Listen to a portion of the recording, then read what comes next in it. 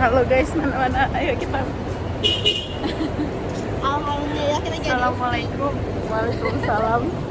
Alhamdulillah kita hari ini Ada perkembangan. kita jadi alhamdulillah puasa tahun ini kita bisa ikut kajian. Begitu ya. 1, 2. Nah, kita bertiga. Begitu guys. Dadah guys. Lagi di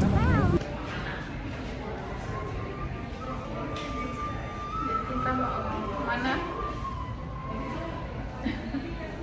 Kita mau kajian. Kita mau kajian. Kita udah menunggu kajian dari setahun yang lalu. Ya, dari setahun yang lalu. Begitu guys. Dan ini puasa keempat kan ya. Gitu guys.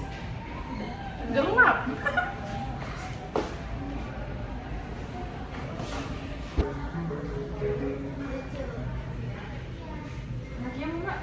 Enggak.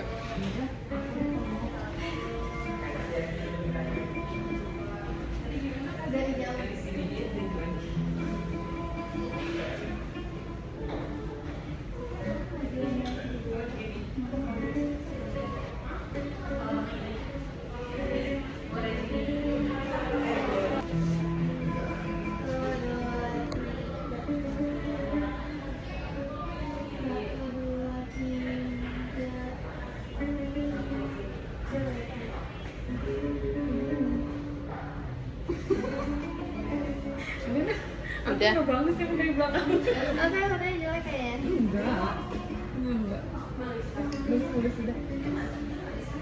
Yang belum menukarkan gelang bisa ke ruangan sebelah sini terlebih dahulu. Dibantu untuk siapkan barcode-nya.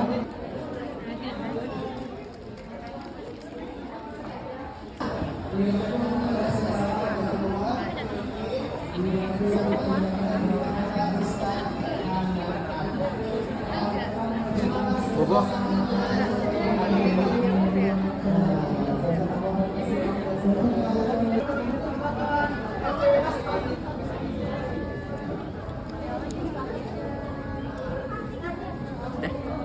Udah.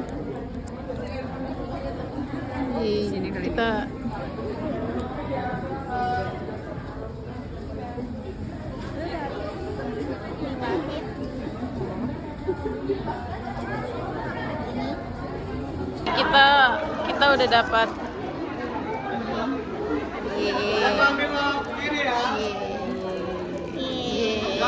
Sama kresek. Diambil gratis. Belok kiri pintunya, silakan.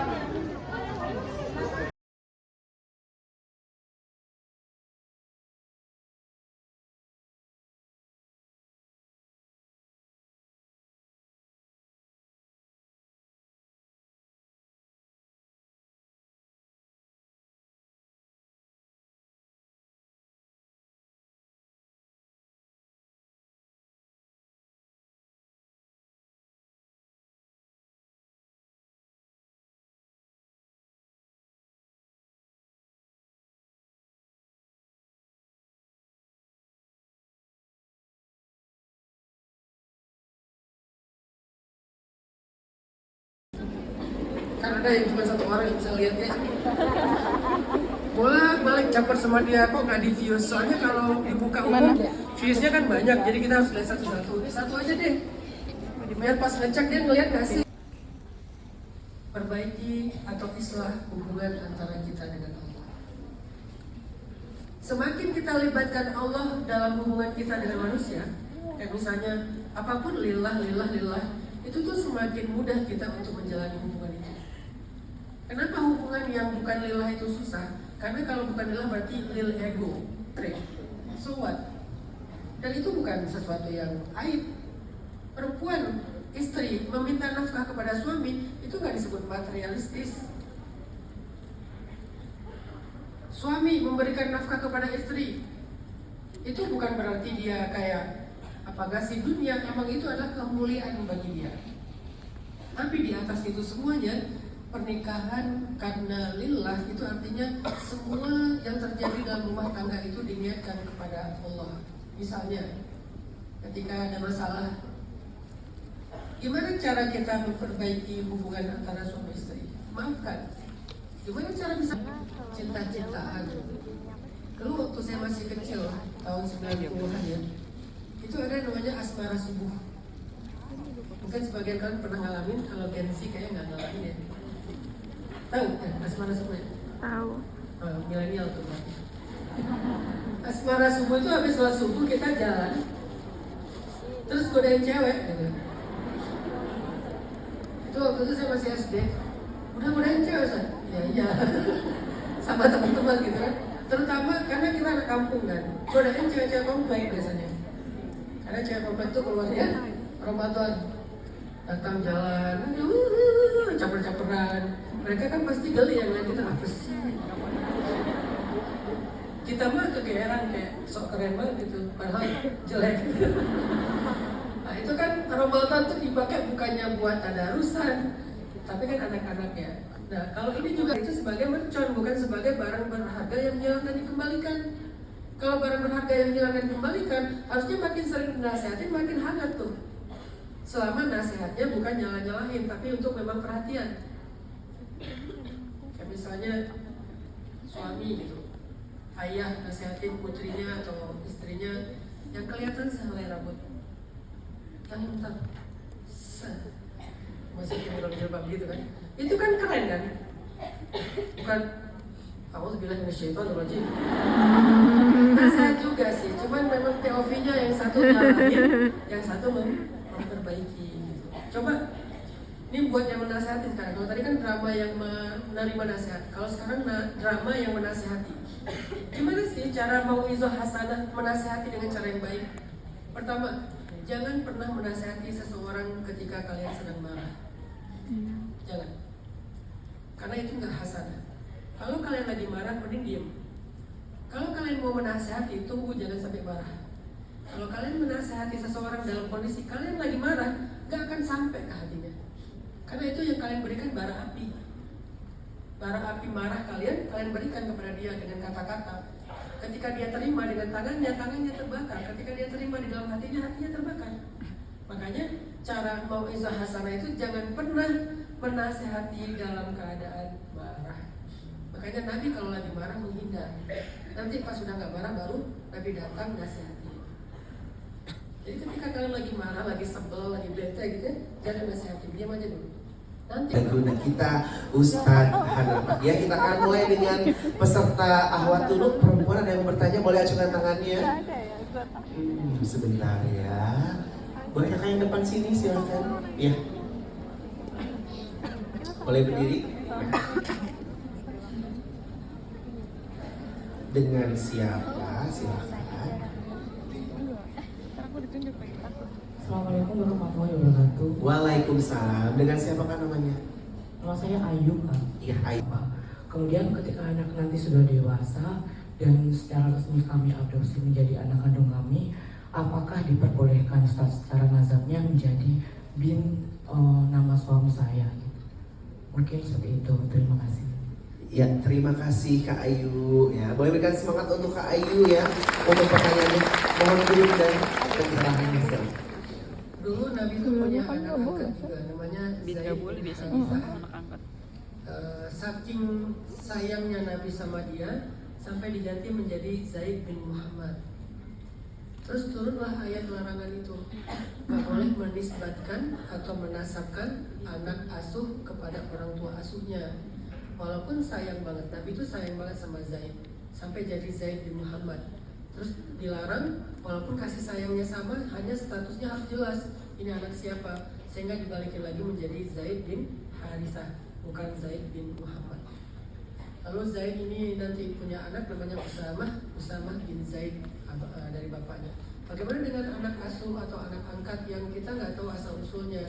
Maka tidak perlu disebutkan bin orang tua asuhnya, tetap aja dengan nama dia, atau bahkan ada ulama yang berpendapat hamba Allah gitu, supaya tidak salah nasab.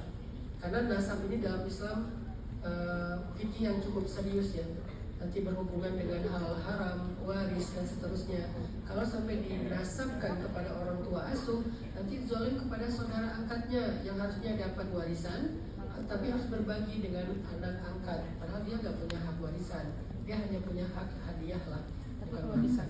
Jadi banyak dampak nanti secara fikih ke hal-hal yang lain, sehingga kasih sayang tidak berubah, hanya statusnya harus tetap jelas. Nanti apalagi kalau misalnya dia sebagai, ya mau laki-laki sama aja atau perempuan ya, di rumah itu kan ada batasan. Kalau anak angkatnya laki-laki berarti sama ibunya dia bukan mahram, jadi dia tetap ada batasan. Kalau anaknya perempuan sama ayahnya atau sama saudara laki-laki, saudara angkatnya juga ada batasan. Nah itu perlu ada kejelasan. Kalau sampai jadi bin ayah angkatnya. Bismillahirrahmanirrahim. Assalamualaikum warahmatullahi wabarakatuh. Waalaikumsalam. Dengan siapa nama? Perkenalkan nama saya Ican. Saya datang ke sini bersama teman-teman saya, dan saya di sini nanya bukan berarti saya lebih baik dari teman-teman saya juga. Relate dengan tema yang tadi Pak Ustadz sampaikan tentang mendekatkan dan memperbaiki hubungan kita dengan Allah. Pertanyaannya adalah sampai mana? Sebelumnya saya pernah dengar dan setahu saya kalau kita tuh kan Satu maknanya adalah mempengaruhi, menginfluence orang lain. Itu makna dakwah. Dan mempengaruhi itu nggak harus selalu dengan kata-kata. Kita bisa juga dengan perbuatan. Misalnya kita pengen ngajak teman sholat, lagi main nih, kan lagi olahraga gitu ya. Terus masuk waktu sholat, atau ya tunggulah sampai beres. Misalnya lagi main apa gitu, futsal atau pedal atau apa, sampai beres. Tapi mereka kalau udah beres nggak langsung sholat, malah ngobrol-ngobrol, ngopi-ngopi dan segala macam lah ya. Nah, gimana cara Ican ngingetin kalau ini maghrib udah mau selesai nih, takutnya nanti keburu isya. Caranya tunjukin aja, gue sholat dulu ya. Itu udah ngingetin, tanpa harus mengatakan, gue sholat. Masa kalian olahraga nggak sholat? Itu terlalu agak ekstrim sih dan terlalu kasar lah. Jadi bilang aja, gue sholat dulu ya. Dia tahu kok, oh begitu Ican sholat dan ngasih tahu, otomatis dia jadi ingat gitu, oh ya sholat belum sholat. Atau tambahin lah dikit, gue maghrib dulu ya, takut keburu isya gitu misalnya. Jadi dia oh ya telat ini takutnya nanti nggak isya. Berarti Ican itu udah mengingatkan dia dengan cara halus. Dan itu adalah dakwah, itu udah bagian dari dakwah. Jangan sampai kita selalu menganggap dakwah itu harus nasihat yang panjang, harus keras, harus kasar, harus dengan cara nyindir, harus dengan cara marahin. Nggak gitu juga sih. Apalagi kalau kita ngasih tahu orang-orang terdekat kita, kamu harus dengan cara halus. Dan tujuan dari dakwah itu apa? Mempengaruhi dan mengambil hati kan. Dan hati itu nggak bisa dipaksa, harus dengan cara yang lembut. Mempengaruhi itu adalah dengan cara mencontohkan, nggak bisa segera dengan kata-kata. Satu perbuatan itu lebih baik daripada 1000 ucapan, kan gitu lah kaidahnya. Jadi coba Ican tunjukin aja. Pernah terjadi gagal buat nikah, Ustadz, karena diselingkuhin gitu ya istilahnya. Jadi jalanin hubungan selama 6 tahun, pas 3 bulan udah mau nikah ternyata gak jadi gitu. 3 bulan mau nikah. Dan selang gak lama kemudian dari kejadian tersebut, Allah ambil adik saya yang paling saya sayangin.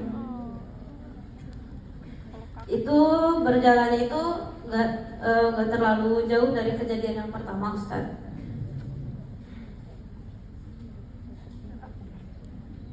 Nah, maksud saya itu bagaimana cara untuk menghilangin rasa trauma itu, Ustadz? Karena semenjak kejadian yang pertama itu, jadi saya pribadi udah kayak sulit lagi gitu buat membuka hati buat yang lain. Dan selain itu juga semenjak Cuman kan trauma terhadap hal-hal buruk itu rasanya sama kan. Walaupun kasusnya ada yang tadinya tuh ya hayyu ya qayyum bi rahmatika astaghith aslih li sya'ni kullah wa la takilni ila nafsi tarfata ain. Nanti kalian hafal ini rumah ya, silakan direkam ya. Ya hayyu ya qayyum bi rahmatika astaghith aslih li sya'ni kullah wala takilni ila nafsi tarfata ain. Artinya, wahai Allah yang maha hidup dan mengurus segalanya sendiri, rahmat-Mu lah yang paling aku harapkan. Perbaikilah keadaanku semuanya, dan janganlah Engkau serahkan hidup ini kepadaku walaupun sekejap mata saja. Apa maksudnya? Jangan biarin aku ngurus diriku sendiri ya Allah, gak sanggup. ngurus jodoh, ngurus keluarga, ngurus kerjaan, ngurus pertemanan. Aku nggak sanggup ngurus semua itu sendiri ya Allah. Belum lagi masalah-masalahku pribadi, ngurus hajat-hajatku sendiri, nggak sanggup ya Allah. Aku lemah, aku miskin, aku nggak berdaya, aku bodoh gitu kan. Jadi tolong urus aku ya Allah. Tolong urus semua kebutuhan aku, tolong urus tentang urusan kerjaan aku, tentang rumah tangga aku, tentang pertemanan aku, tentang persahabatan aku, tentang luka-luka aku, urus semuanya ya Allah. Jangan kasih ke aku walaupun sekejap mata saja. Karena ketika kita ngerasa bisa ngurus diri sendiri, kita capek. Capek dengan overthinking masa depan, capek dengan trauma masa lalu. Mending kita minta diurus Allah aja. Dengan yakin Allah itu maha tahu, maha kuasa, maha baik. Udahlah biar diurus Allah aja. Muncullah yang namanya tawakal. Kalau itu udah muncul teman-teman, insya Allah kita udah mulai bisa berdamai dengan trauma.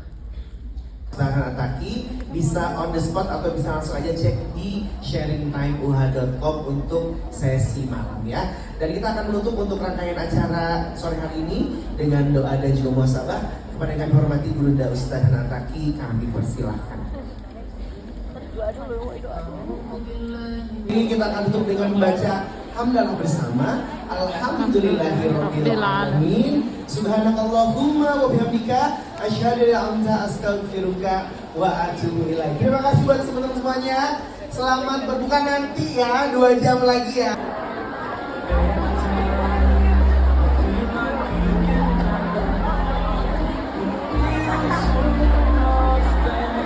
Sedangkan di surga itu nggak ada.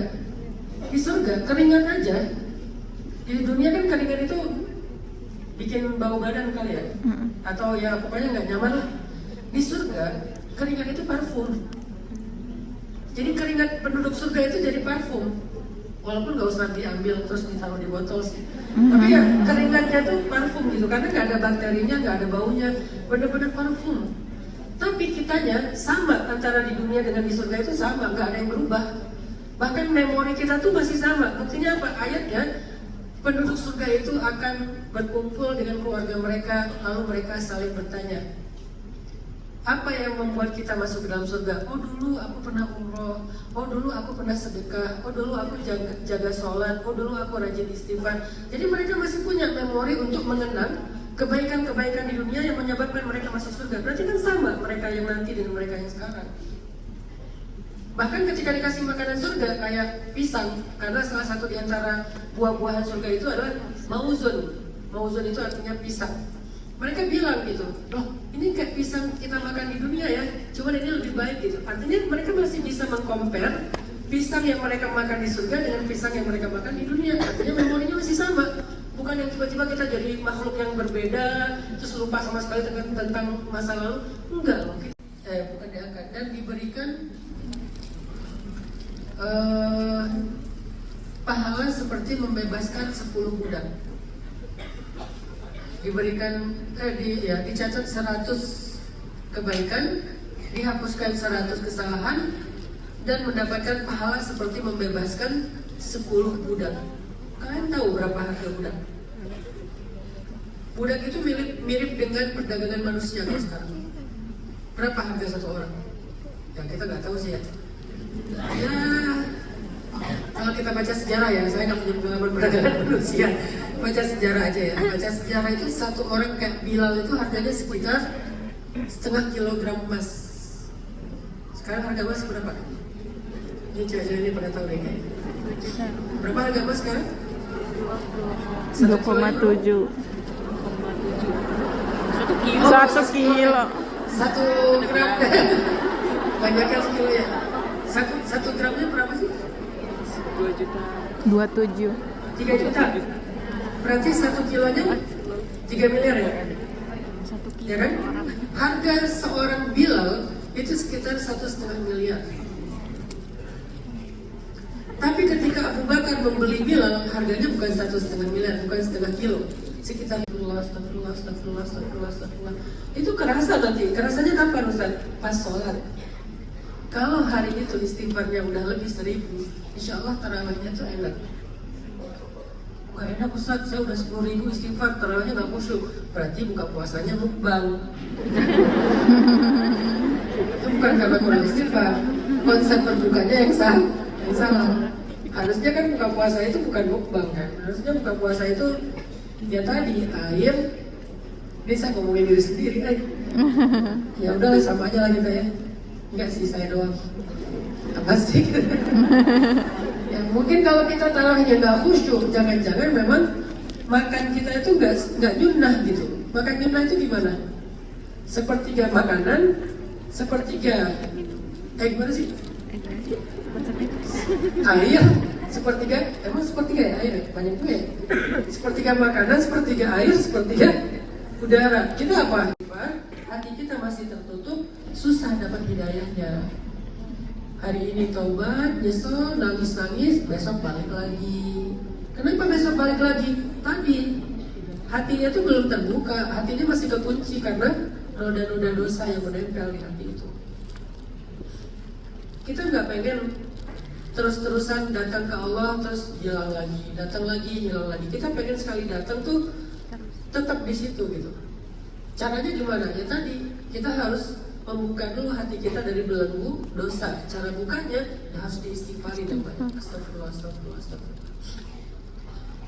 Sehingga siapapun yang mendawamkan istighfar atau minta ampun sama Allah, nanti Allah akan perbaiki urusan hidupnya. Apa dalilnya? Di dalam surat Nuh Allah berfirman, فَقُلْتُ اسْتَغْفِرُوا رَبَّكُمْ إِنَّهُ كَانَ غَفَّارًا. Mintalah ampun kepada Tuhan kalian, Dia itu Maha Pengampun. Itu satu, diampuni dosanya. فَقُلْتُ اسْتَغْفِرُوا رَبَّكُمْ إِنَّهُ كَانَ غَفَّارًا يُرْسِلِ السَّمَاءَ عَلَيْكُمْ مِدْرَارًا وَيُمْدِدْكُمْ بِأَمْوَالٍ وَبَنِينَ وَيَجْعَلْ لَكُمْ جَنَّاتٍ وَيَجْعَلْ لَكُمْ أَنْهَارًا. Allah akan mengirimkan untuk kalian hujan yang sangat lebat. Apa maksudnya? Ini simbol dari kemakmuran. Hujan yang sangat lebat itu istilah untuk menunjukkan kemakmuran hidup, keberkahan. Wa yumdidukum bi amwal. Allah akan menambahkan kalian harta Allah disebutnya. Wa banin, keturunan. Wa yaj'al lakum jannat. Allah berikan kalian kebun-kebun. Apa arti kebun? Berkah.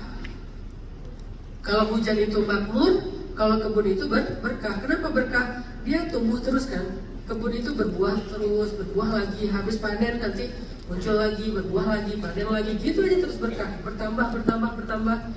Itu diistilahkan dengan kebun. Wa yaj'al lakum jannatin wa yaj'al lakum anhara. Anhara itu sungai. Artinya apa?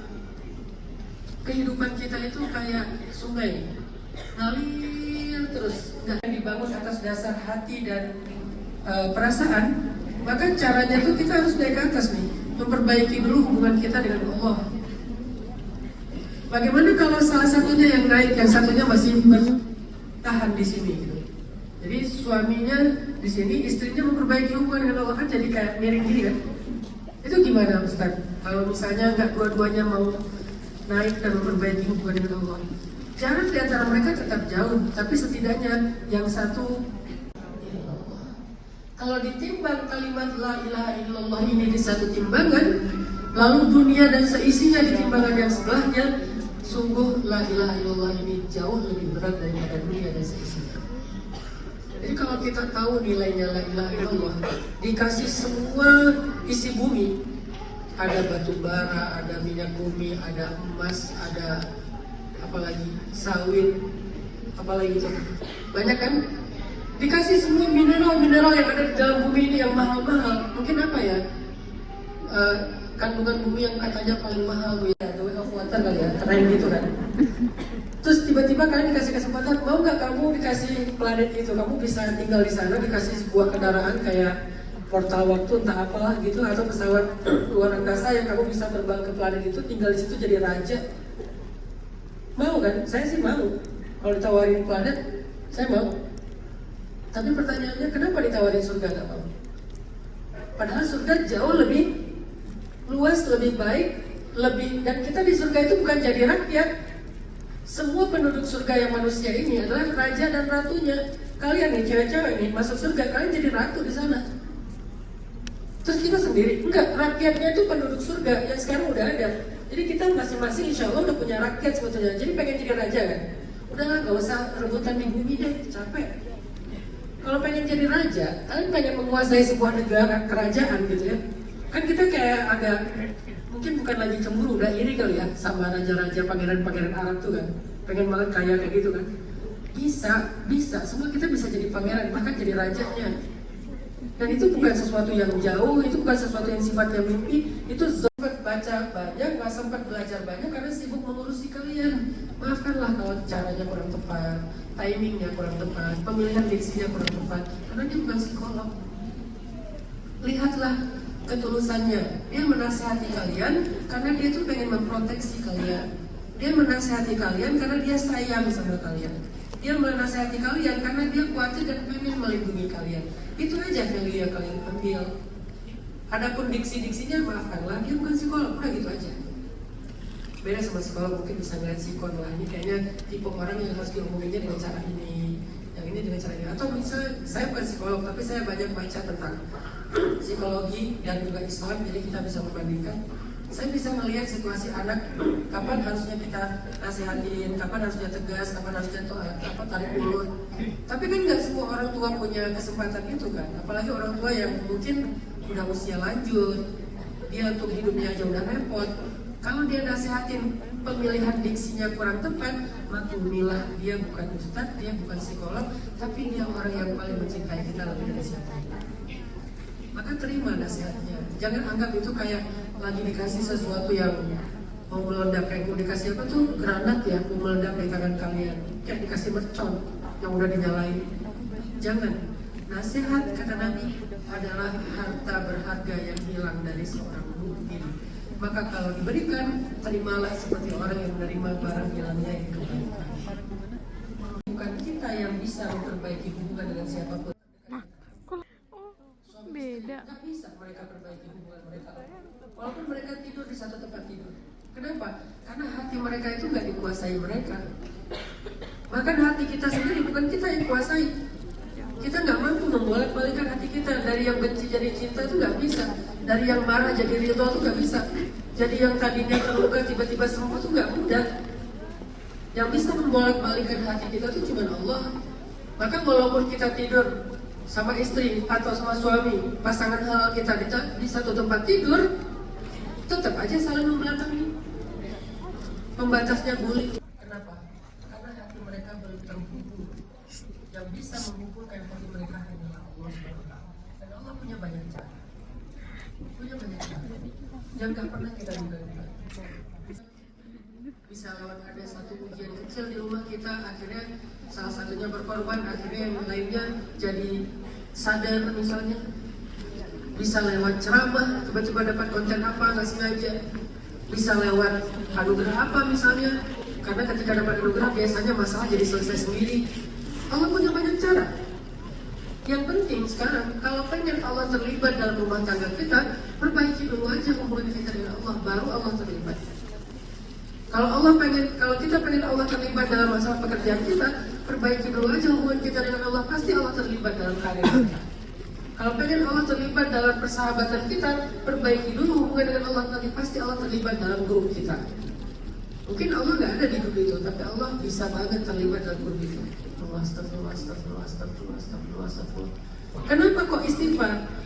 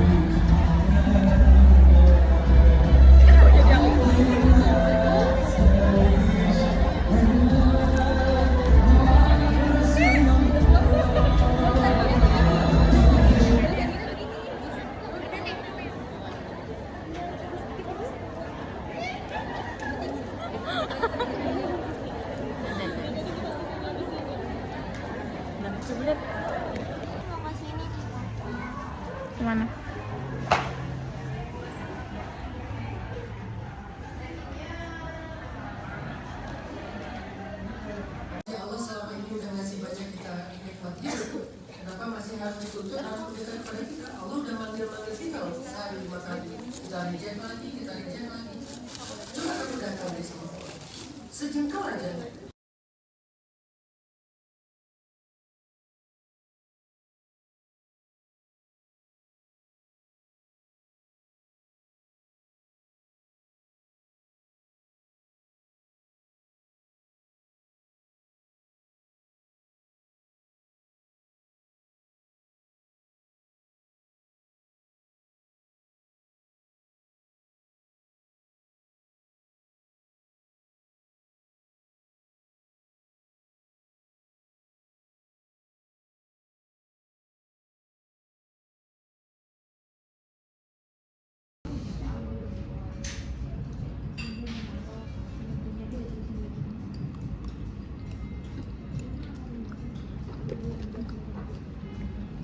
Hmm.